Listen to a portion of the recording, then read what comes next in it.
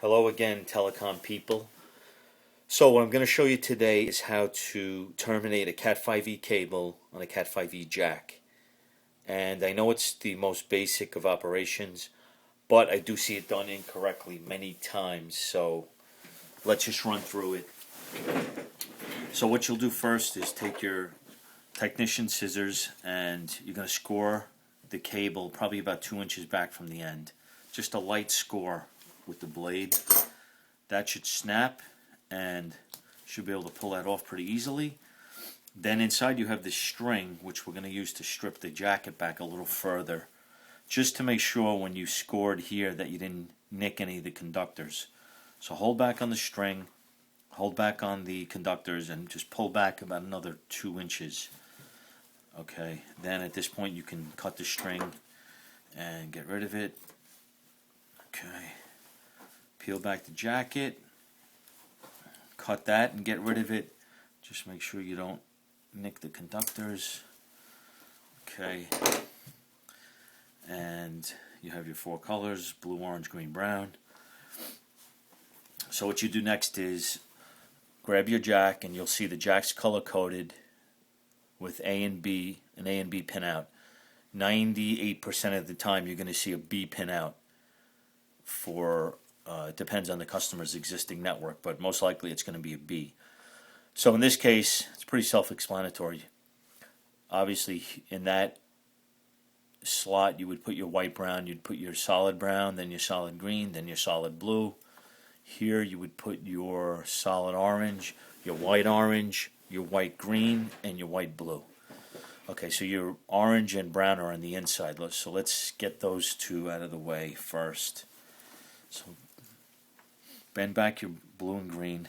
Now you'll take your brown, and you kind of want the jacket of the cable to butt up against the end of the jack so you get a nice tight fit. Okay, so you'll take your brown pair, let's say first, and kind of size it up here. And what you'll do is just untwist a little bit so you have enough room to drop these down. And then once you get these separated over the right terminals, just push down on them a little bit so they kind of hold in place. Alright, then you want to do the same thing for the orange on this side. So you separate the two and then just push them down so you have a nice fit. Okay, so those two are in place. Now your blue and your green, you're going to have to untwist a little bit. So what I like to do is cut them a little bit shorter. And you're going to do your green first. So untwist that a little bit. And take your white green.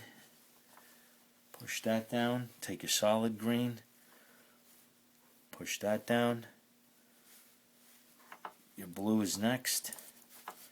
Same thing, put your white blue to this side. And push down. And then your solid blue to the other side. Push down. And now all your cables are seated correctly. I always double check just to make sure. So you have your solid blue, your solid green, your solid brown, and your white brown. On this side, you have your solid orange, white green, and white brown. So everything's in the correct spot. Now you're ready to punch the cable down. So grab your punch tool, and you should have the 110 blade ready to go for this. Okay, which is that one.